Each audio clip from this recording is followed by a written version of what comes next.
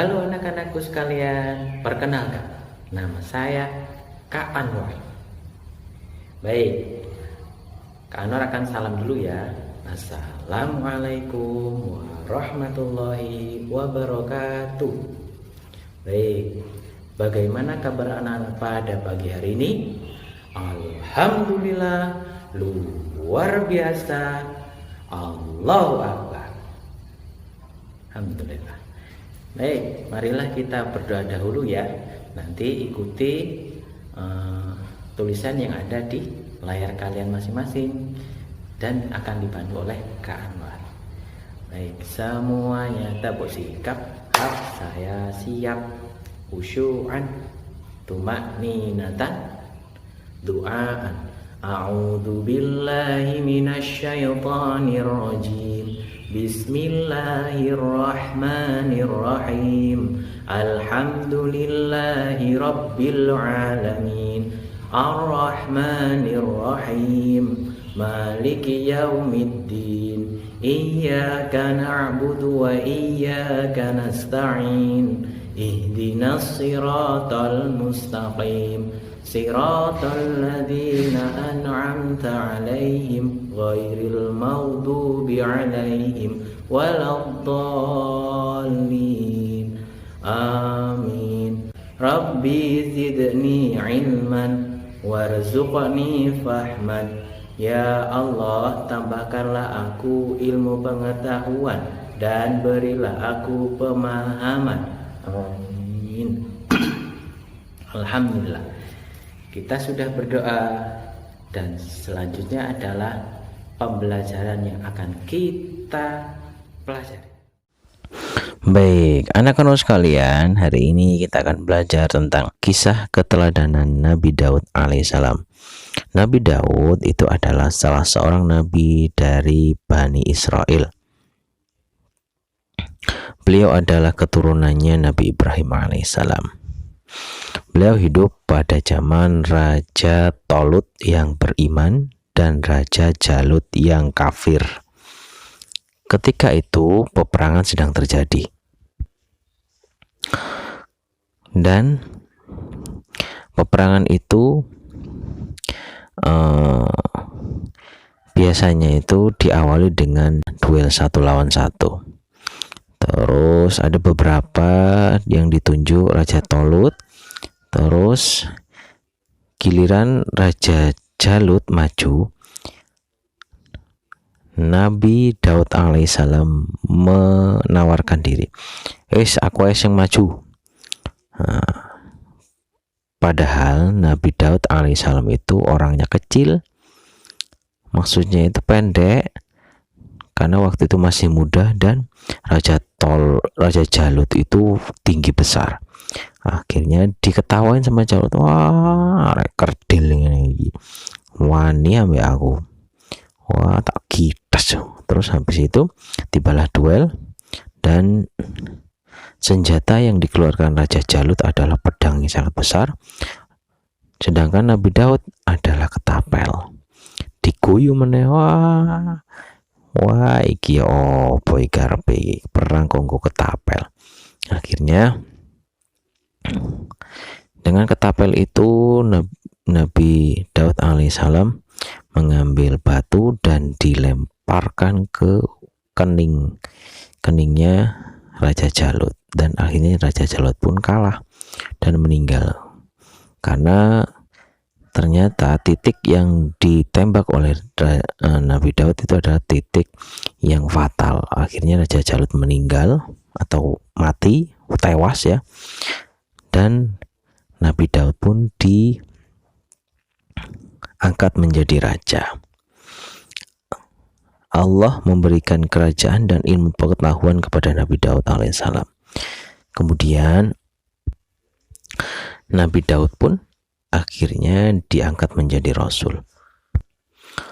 Nabi Daud diberi mukjizat berupa kitab Zabur. Ini kitab Zabur. Keistimewaan yang lain itu adalah setiap pagi dan senja gunung bertasbih bersama beliau. Terus Nabi Daud juga mempunyai kerajaan yang sangat kuat dan tidak pernah kalah sekalipun. Kenapa? Karena Nabi Daud juga diberi mujizat bisa melunakkan besi seperti lilin. Jadi besi itu bisa leleh di tangan Nabi Daud alaihissalam. Akhirnya dibuat baju besi yang nyaman buat pemakainya. Nah, dari situ atas izin Allah, setiap kali perang Nabi Daud selalu memenangkan peperangan. Beliau memimpin kerajaan selama 40 tahun. Nah, jadi seperti itu anak-anak. Nabi Daud itu adalah hamba yang sangat taat kepada Allah, meskipun beliau menjadi raja dan kaya raya dan tidak pernah kalah ketika perang, namun beliau tetap taat kepada Allah dan beliau selalu beribadah, terutama sholat malam dan berpuasa separuh tahun. Separuh tahun berarti 6 bulan ya, yaitu sehari puasa dan sehari berbuka. Jadi intinya Senin puasa, Selasa tidak, begitu ya. Keistimewaan Nabi Daud lainnya itu adalah beliau mempunyai suara yang sangat merdu dan tidak ada bandingannya dari dulu sampai sekarang. Masya Allah, begitu indah berarti suaranya beliau, tidak ada tandingannya dari dulu sampai sekarang. Nah, berikut mujizat Nabi Daud. Yang pertama, tadi Pak Nur sudah katakan, kitab Zabur itu adalah mujizat Nabi Daud. Terus yang kedua, mempunyai suara yang sangat merdu dan tidak ada bandingannya ya Nana ya. Yang ketiga, gunung dan hewan-hewan itu ikut bertasbih bersama beliau ketika pagi dan senja. Memahami bahasa binatang, mujizatnya. Selanjutnya, bisa melunakkan besi. Yang terakhir, kerajaannya yang sangat kuat dan tidak pernah kalah sekalipun. Jadi beliau tidak pernah kalah sekalipun, serta menduduki kerajaan itu selama 40 tahun dan diberi usia oleh Allah 100 tahun. Pelajaran yang bisa diambil dari kisah beliau itu adalah yang pertama, satu, Nabi Daud yang sangat taat kepada Allah. Selanjutnya, kuat beribadah, terutama sholat malam, berpuasa separuh tahun. Selama separuh tahun berarti 6 bulan ya, yaitu 1 hari puasa dan sehari berbuka. Seperti itu anak-anak. Jadi kita harus meneladaninya ya. Yang kedua, kisah keteladanan Nabi Sulaiman. Beliau itu adalah anaknya Nabi Daud alaihissalam. Nah, di sini yang paling terkenal mujizat beliau itu adalah dapat memerintahkan bukan hanya kepada manusia, melainkan kepada hewan, kepada angin dan jin. Nah, itulah keistimewaan yang diberikan oleh Allah dan mujizat yang diberikan oleh Allah kepada Nabi Sulaiman. Jadi beliau bisa memerintah angin seenaknya sendiri atas izin Allah, tapi ya misalkan mau angin sepoi-sepoi, air ini angin, akhirnya mendekat ke Nabi Sulaiman seperti itu. Nah, juga Allah pun memberikan izin kepada Nabi Sulaiman untuk menundukkan jin-jin. Jadi tunduk patuh kepada Nabi Sulaiman. Disuruh bangun istana, disuruh membangun benteng. Juga ada yang menyelam ke laut untuk ngambil perhiasan-perhiasan. Meskipun kaya raya dan berkuasa, Nabi Sulaiman sama seperti ayahnya, beliau juga taat dan patuh kepada Allah Subhanahu wa taala. Nah, di sini mujizat Nabi Sulaiman. Yang pertama, dapat mengerti bahasa binatang. Dapat mengerti bahasa binatang dan dapat memerintahkannya. Yang kedua, dapat menundukkan jin. Jadi jin semuanya tunduk, jin kafir, karena atas izin Allah ya. Itu beliau mendapat mujizat. Yang ketiga, dapat memerintah binatang, dapat memerintah angin, dan ia mampu menaiki angin. Seperti itu anak-anak. Jadi itulah mujizat Nabi Sulaiman. Jadi tidak ada lagi yang bisa memberikan mujizat itu kecuali Allah Subhanahu wa taala. Jadi kalau sekarang misalkan ada yang mengaku bisa menentukan jin, tidak percaya. Kenapa? Karena mukjizat itu hanya diberikan oleh Allah. Yang bisa menundukkan jin itu adalah Nabi Sulaiman, anak-anak. Jadi kalau ada yang mengaku bisa, jangan percaya ya anak-anak ya. Yang ada itu adalah diperdaya oleh jin, ditipu kalau zaman sekarang. Pelajaran yang bisa dipetik itu sama seperti ayahnya. Beliau itu rendah hati meskipun kaya raya dan berkuasa, patuh dan taat kepada Allah Subhanahu wa taala, serta bijaksana. Yang selanjutnya kisah Nabi Ilyas. Nabi Ilyas itu adalah keturunannya juga dari Bani Israel. Beliau keturunan dari Nabi Harun.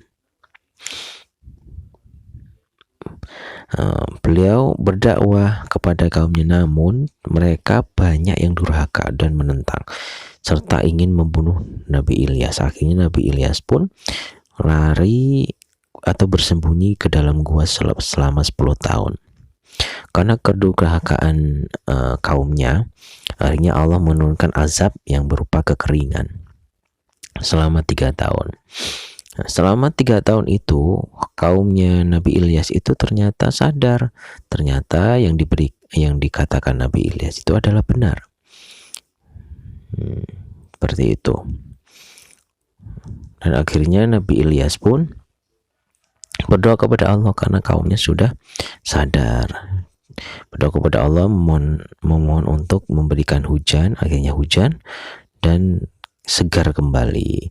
Ternyata setelah segar kembali atau subur kembali tanah-tanahnya, malah ingkar lagi. Itulah manusia yang munafik seperti itu, anak-anak. Jadi tidak punya pendirian. Akhirnya karena kekafirannya kembali, ya, Allah pun memberikan azab yang lebih pedih, yaitu apa? Dengan gempa bumi yang sangat dahsyat. Dari azab tersebut kaum kafir itu mati semuanya, tewas semuanya. Yang selamat adalah Nabi Ilyas dan kaumnya yang beriman. Nah, pelajaran yang bisa diambil itu adalah sabar. Beliau adalah orang yang sabar, Nabi Ilyas itu. Menghadapi ujian, menghadapi kaumnya yang selalu berdoa kepada Allah untuk keselamatan umatnya. Nah, seperti itu anak-anak. Makanya kita harus senantiasa beriman kepada Allah agar tidak diazab, anak-anak ya. Hati-hati. Nah, selanjutnya kisah keteladanan Nabi Ilyasa. Nabi Ilyasa itu keponakannya Nabi Ilyas. Jadi Nabi Ilyas itu adalah pamannya Nabi Ilyasa. Beliau juga ternyata mengikuti Nabi Ilyas. Nabi Ilyas ikut sembunyi bersama Nabi Ilyasa. Setelah Nabi Ilyas itu meninggal, maka digantikan oleh Nabi Ilyasa. Kaumnya Nabi Ilyasa ini semuanya itu beriman kepada Allah dan mengikuti Nabi Ilyasa. Sampai tidak ada yang durhaka, intinya ya. Semuanya hidup rukun, tentram, terus berbakti dan bertakwa kepada Allah. Namun sayang, ketika Nabi Ilyas meninggal, umatnya kembali kufur, kembali kafir kepada Allah dan akhirnya dilanda kesengsaraan. Nah, pelajaran yang perlu kita petik itu adalah Nabi Ilyas adalah pelanjut atau penerus dari Nabi Ilyas. Nabi Ilyas itu mampu menciptakan kaumnya hidup rukun, tentram dan sejahtera seperti itu, anak-anak. Ketaatan kepada Allah juga sangat tinggi Nabi Ilyas. Yang terakhir, Nabi Muhammad Shallallahu Alaihi Wasallam. Nah, ini adalah Nabi kita ya, Nabi yang patut kita teladani karena beliau uswatun hasanah, teladan yang baik buat kita. Nah, Nabi Muhammad itu dilahirkan di Mekah pada hari Senin tanggal 12 Rabiul Awal tahun gajah. Kenapa kok disebut tahun gajah? Karena pada saat itu ada tentara gajah yang mau menghancurkan Ka'bah pada saat itu ya anak-anak. Jadi pada saat itu Nabi Muhammad itu dilahirkan oleh ibunya yang bernama Aminah binti Wahab, di mana masyarakat Arab pada saat itu disebut jahiliyah. Kenapa kok jahiliyah? Karena bodoh dalam hal agama. Kenapa kok disebut bodoh? Karena pada saat itu mereka suka menyembah berhala. Itu berhala. Berhala itu adalah patung. Nah, terus ketika Nabi Muhammad lahir, kakeknya yang bernama Abdul Muthalib itu membawa Nabi Muhammad ke dalam Ka'bah dan diberi nama Muhammad yang artinya orang yang terpuji. Beliau lahir dalam keadaan yatim. Kenapa? Karena beliau meninggal atau ayahnya yang bernama Abdullah itu meninggal sebelum ia lahir. Ketika beliau masih bayi, beliau disusui oleh Halimah As-Sa'diyah selama 4 tahun. Seperti itu anak-anak. Pada usianya 6 tahun, Nabi Muhammad diajak ibunya untuk berziarah ke makam ayahnya. Dan dalam perjalanan pulang, ibunya meninggal dunia. Jadi pada usia 6 tahun Nabi Muhammad sudah yatim piatu. Kasihan kan anak-anak? Makanya kita harus bersyukur anak-anak ya. Terus setelah ibunya meninggal, diasuh oleh kakeknya yang bernama Abdul Muthalib selama 2 tahun. Setelah diasuh selama 2 tahun, ya Allah, kasihan anak-anak. Kakeknya yang bernama Abdul Muthalib juga meninggal. Dan terakhir beliau diasuh oleh pamannya yang bernama Abu Thalib dan diajak menggembalakan kambing. Pada usia 12 tahun Nabi Muhammad diajak Abu Thalib berdagang ke negeri Syam. Beliau itu dikenal sangat jujur, Nabi Muhammad itu. Karena kejujurannya itu, yang namanya Khadijah itu mempercayakan kepada Muhammad untuk menjalankan barang dagangannya. Nabi Muhammad diangkat menjadi Rasul ketika berusia 40 tahun. Beliau sedang bertahanus atau mengasingkan diri di gua yang namanya Gua Hiro di Gunung Nur atau Jabal Nur. Beliau mendapatkan wahyu dari malaikat Jibril, yaitu surat Al-Alaq ayat 1-5. Setelah mendapatkan wahyu, beliau menggigil ketakutan dan pulang, meminta kepada istrinya untuk menyelimutinya. Dalam keadaan tersebut, Nabi Muhammad mendapat wahyu yang kedua, apa? Yaitu Al-Mudaththir, artinya yang orang-orang yang berselimut, ayat 1-7. Nah, dengan turunnya wahyu ini, maka Nabi Muhammad diperintahkan oleh Allah untuk berdakwah atau mengajak kepada kaumnya. Pada tahun 10 Hijriah, Nabi Muhammad SAW melaksanakan haji yang terakhir, yaitu Haji Wada.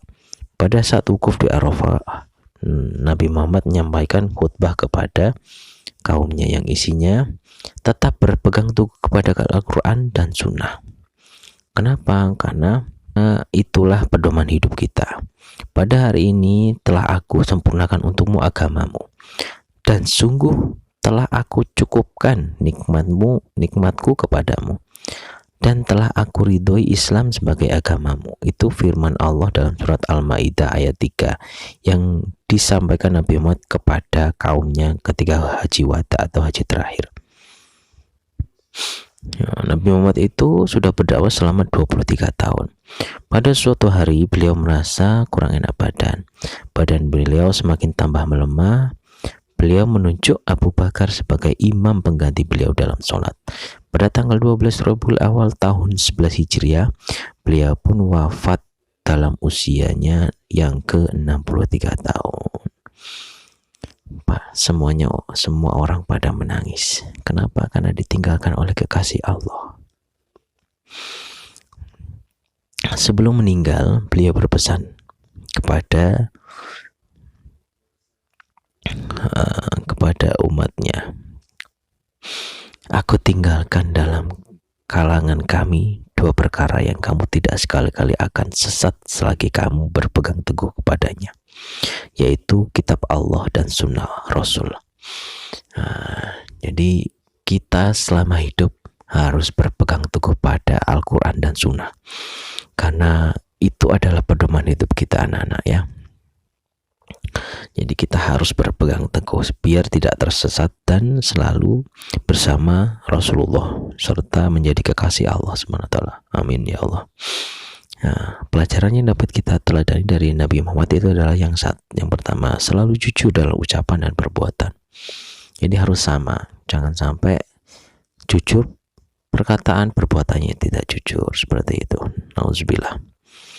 Yang selanjutnya dapat dipercaya oleh orang lain, selalu menyampaikan kebenaran, mengajak orang lain berbuat baik, dan cinta kepada anak yatim.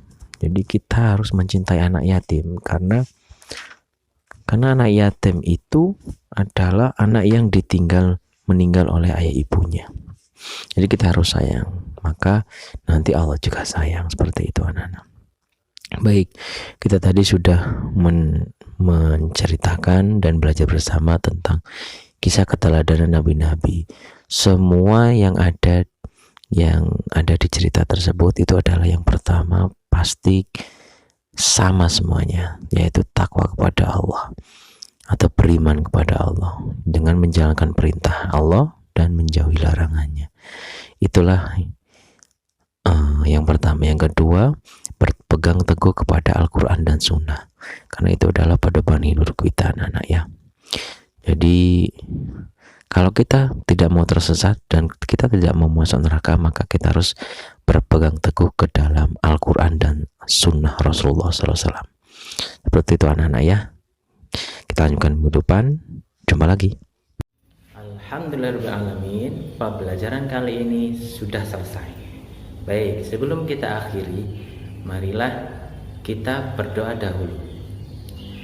Baik, semuanya tabuk sikap, saya siap, khusyu'an, tuma'ninatan, tu'aan.